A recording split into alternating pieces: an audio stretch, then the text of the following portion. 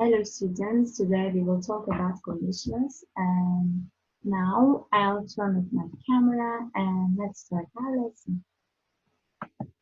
Okay, English conditionals. There are several structures in English that are called conditionals. Condition means in Turkish koşul, şart. Situation or circumstance, olay veya durum. If a particular condition is true, then a particular result happens. Eğer bir koşul gerçekse o sonuç da gerçekleşebilir. Okay, conditionals. We can divide conditionals in three categories. Second, first, and zero. Zero condition means certainty. Certainty, kesinlik. We use this so-called zero conditional when the result of a condition is always true. Her zaman doğruysa. Like a scientific fact. Yani bilimsel bir gerçek gibi. For example, if you heat ice, it melts. Eğer buzu ısıtırsanız, it melts, o erir.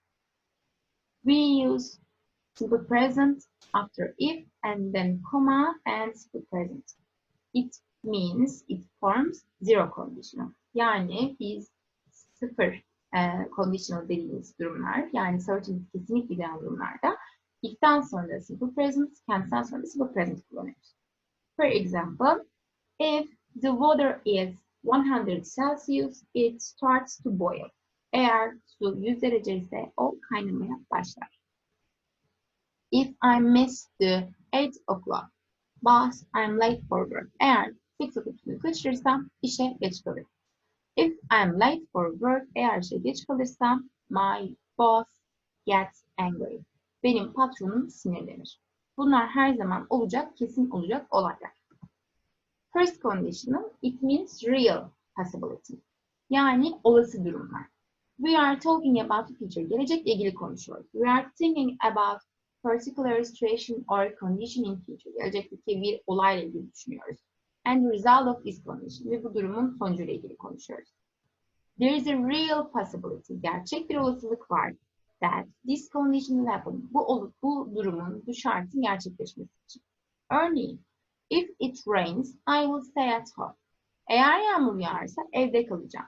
If it rains, I won't go on picnic. Eğer yağmur yağarsa pikniğe gitmeyeceğim. The most important thing about the first conditional is that there is a real possibility that a condition will happen. Yani bu durumun gerçekleşmesinin gerçek bir olasılığı var. If I see Mary, yani Mary'i görürsem, I will tell her that I love her. Ona söyleyeceğim onu sevdiğimi gibi. If Tara is free tomorrow, eğer Tara yarın müsaitse, boşsa, he will invite her. Invite her, onu davet edecek gibi. Second condition, unreal possibility or dream. In this condition, we say something about unreal, something about our dreams. For example, if I won the lottery, I will buy a car. Eğer piyangoyu kazanırsam araba alacağım. If I pass the exam, I would be happy. Eğer sınavı geçersem mutlu olacağım. In the second conditional, we are still thinking about the future. Hala future ile ilgili, yani gelecekle ilgili konuşuyoruz. But there is no real possibility that this condition will happen. Burada gerçek bir olasılık yok bu olayın gerçekleşeceğine ilgili. We use the past simple to talk about future condition and we use would and based on. Yani fiilin yalın halini kullanıyoruz would'la birlikte. Bu da bize result'ımızı veriyor. The most important thing that you shouldn't forget, asla unutmamamız gereken nokta şu. The second conditional is that there is an unreal possibility that the condition will happen. Yani gerçek dışı bir olasılık var.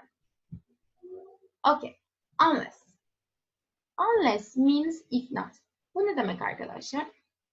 Unless'ten sonra ben cümleyi pozitif kullanmak zorundayım ve anlamı negatif. For example, unless the teacher explains, we won't know what to do.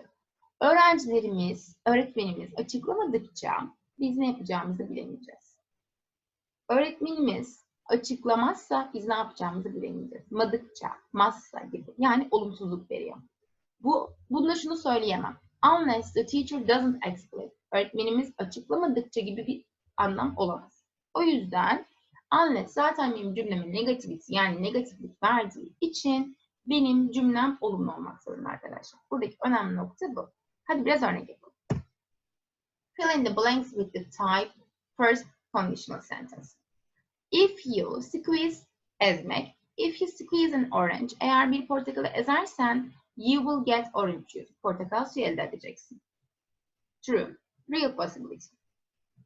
You put on some more weight if you diyor ki daha çok kilo alacaksın eğer bu kadar çok şeker yersen.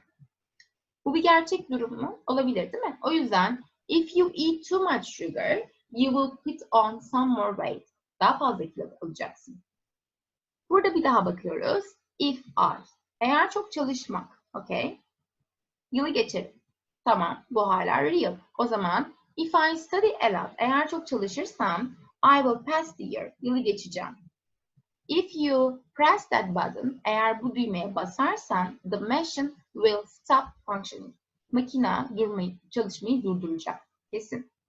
If you don't apologize. Eğer özür dilemezsen she won't forgive you. O seni affetmeyecek. Hala bir real possibility.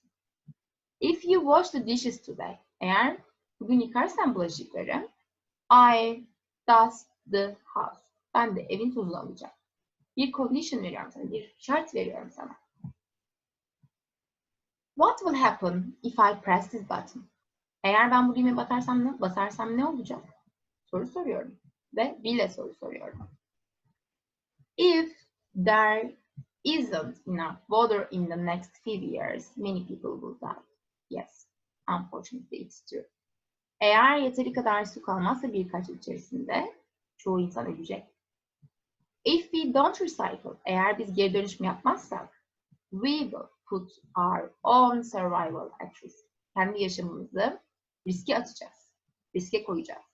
Put, bir şey atmak, koymak gibi düşünebilirsiniz burada. If you press it too much, eğer çok sert basarsan, it will be damaged, zarar görecek. Damaged, zarar vermek, damaged olduğu için zarar görmüş, edilgen edilmiş. If you touch the dog, eğer köpeğe dokunursan, it will bite, seni ısıracak. Students will get good marks. Yes, it's totally true. If they study regularly, eğer düzenli çalışırlarsa, students, öğrenciler will get good marks. İyi notlar alacak. Okay. Now, type seconds. If I were you. Buradaki önemli nokta arkadaşlar. I'da normalde ben past'ta was kullanmama rağmen conditional olduğu zaman bir kalıp olarak bunu if I were you diye öğrenebiliriz. Her zaman were gelir.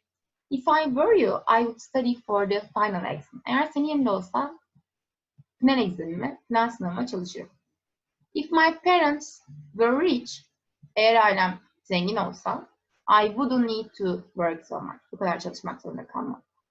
If Sarah had a good handwriting, eğer iyi bir el yazısı olsa, I could understand her text. Onun tekstlerini, yani yazılarını, metinlerini anlayabilirdim. If my computer functioned, düzenli olduğu için iyi diye ekliyorum, properly, düzgün bir şekilde çalışsa, I would use it more often. Onu daha sık kullanırım. If you ate less red meat, eğer daha az kırmızı et yersen, you would be healthier. Daha sağlıklı olursun. Ama şu an demek ki daha çok yiyorum. Bu belli. If we ate more vegetables, eğer daha çok sebze yersek, our body would be healthier. Daha sağlıklı olur. If you tidied your bedroom every day, her gün odanı toplarsan, it wouldn't be in mess. Dağınıklık içinde olmaz.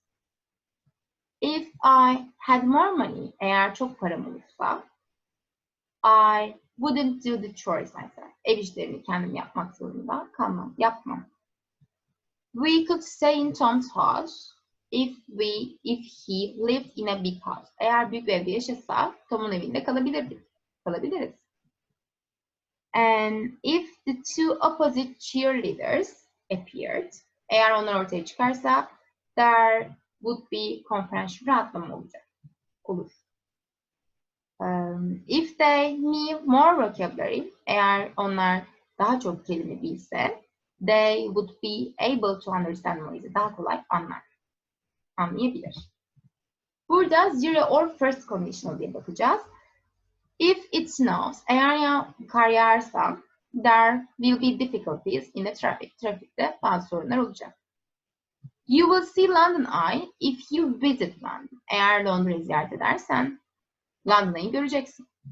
If you go to the disco tomorrow, yarın diskoya gidersen, you will dance a lot. Çok dans edeceksin. If you don't go out, eğer dışarı çıkmazsan, please be sure to rent some updated films. Eğer dışarı çıkmazsan, evet, lütfen emin ol işte güncel filmleri kiraladığına gibi bir şey söylüyor. If it rains, eğer yağmur yağarsa, I won't go to the party. Partiye gitmeyeceğim. You get burned, yanarsın. If you sit in a sun, eğer güneşe oturursan, güneşin önünde durursan gibi. If I am even 5 minutes late for work, 5 dakika bile geç kalsam, my boss shouts at me, bana bağırır. Bu her zaman fix bir şey. Turtle. If you speak too loud, eğer çok sesli konuşursan, I'm able to hear you, seni anlayabilirim. If babies don't sleep, eğer uyumazlarsa, they become too easily upset. Daha kolay bir şekilde üzülebilirler. My friend Laura will be too disappointed if she fails the driving lesson. Eğer sürüş testini geçemezse hayal kırıklığına uğrayacak. What will you do if she refuses to go out with you? Eğer seninle çıkmayı refuse ederse, yani reddederse ne yapacaksın? If you behave yourself, eğer kendine gibi davranırsan, I will give you a candy. Sana şeker vereceğim. When it rains, I always feel miserable. Ne zaman yağmur yağsa, yağmur yağdığında ben her zaman kendimi miserable, perişan, garip, kötü, yani böyle gloomy, nasıl diyebiliriz? Kederli, kötü hissederim. If you exercise regularly, eğer düzenli egzersiz yaparsan, you will feel healthier, sağlıklı hissedeceksin. Okay, guys. Our conditionals topic is over. Thank you for listening, watching, and your attention. See you next lesson.